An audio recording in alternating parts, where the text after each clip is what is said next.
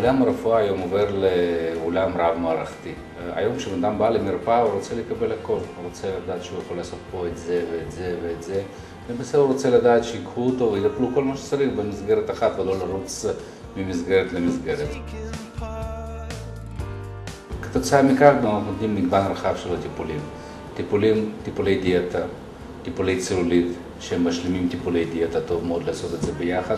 נוסף לכך אנחנו עושים טיפולים בלייזר. יש לנו טיפולים בלייזר להורדת שיער לדוגמה, ואנחנו משלימים טיפולים בלייזר לוורידים, וטיפולים ללייזר לפיגמנטציות ולקעקועים ולצלקות ולכל מיני דברים אחרים, מכיוון שלייזר זה נשק רב-מערכתי. אפשר לטפל בו בהרבה מאוד דברים.